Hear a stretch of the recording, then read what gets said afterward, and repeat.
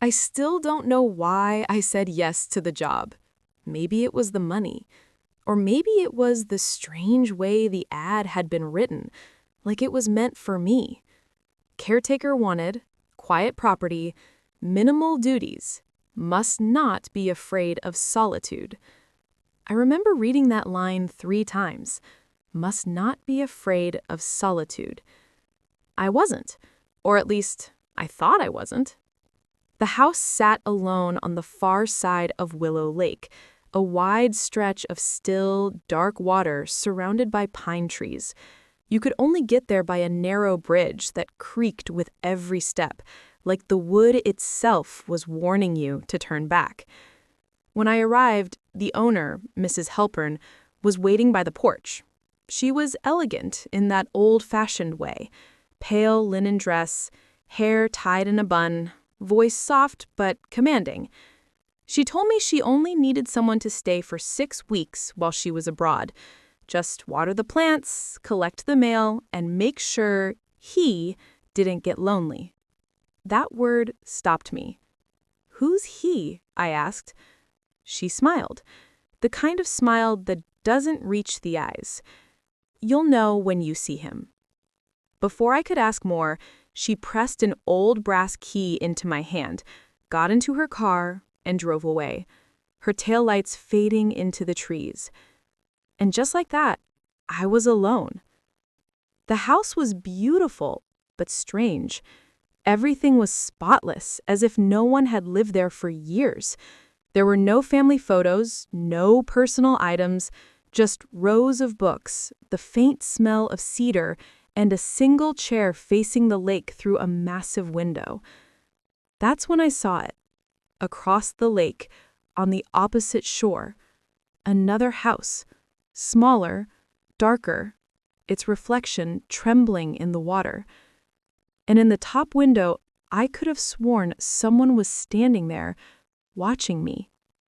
I froze. Then I blinked, and the figure was gone. That night, I couldn't sleep. The silence out there wasn't peaceful. It was heavy. Every creak of the floorboards made my chest tighten. Around midnight, I heard it. A faint knock. Not from the door, from the window. 3 soft taps. Pause. Then again, 3 taps. I pulled the curtains aside, heart pounding. Nothing. Just the dark lake and the reflection of my own terrified face. By the second week, I'd convinced myself it was my imagination, until I found the first note. It was tucked under the front doormat, a small folded piece of yellowed ink.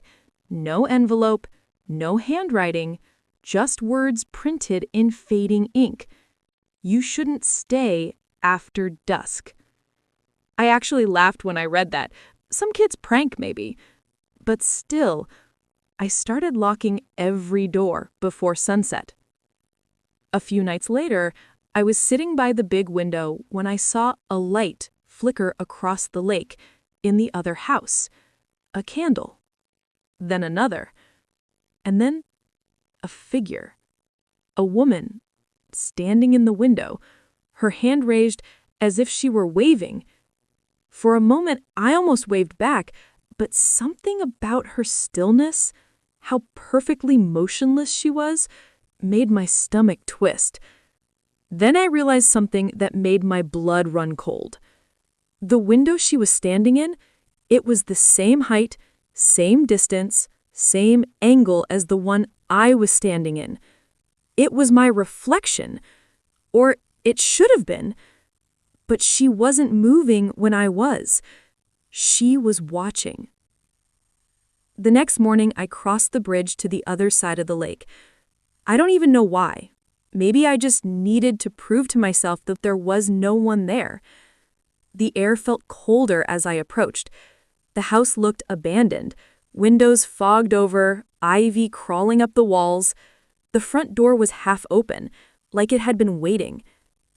Inside, everything was covered in dust, furniture draped in sheets, but on the mantel, I found something that made me stop breathing.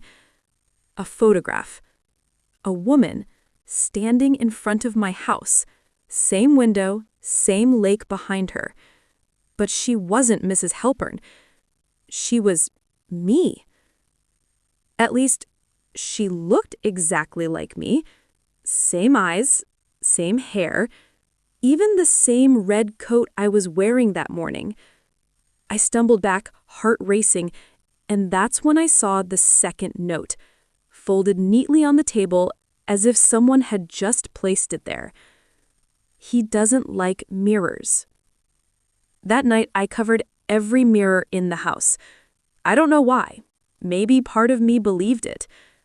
Around 2 a.m., I woke up to the sound of water dripping. I followed it down the hallway to the big window, the one facing the lake.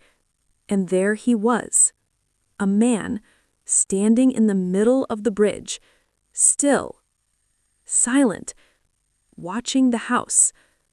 I called out, "Who are you?" But he didn't move. Then slowly, he lifted his arm and pointed toward the other side of the lake, the dark house. And when I looked back, the lights there were on again, in every window. I couldn't breathe. The reflection of the lights shimmered in the lake, perfect, except for one thing. In my reflection, the man on the bridge wasn't there. I was. When Mrs. Halpern returned at the end of the 6 weeks, I was gone. At least, that's what she told the police when they came looking for me. They found my bag still by the door, my clothes in the closet, my phone dead on the counter. But the big window? There were 2 handprints on the glass. One on the inside, and one on the outside. And that's where the story should have ended. Except last week, Mrs. Halpern listed the job again. Same words, same pay, same warning. Must not be afraid of solitude. And if you look closely at the ad, you'll see my name written at the bottom as the previous caretaker. If you've made it this far, thank you for listening. If stories like this keep you wondering what really happened, you're in the right place. Go ahead and hit that subscribe button, leave a comment telling me what you think happened at the lake, and don't forget to share this with someone who loves a good mystery. Until next time, keep your lights on and never ignore a reflection that waves first.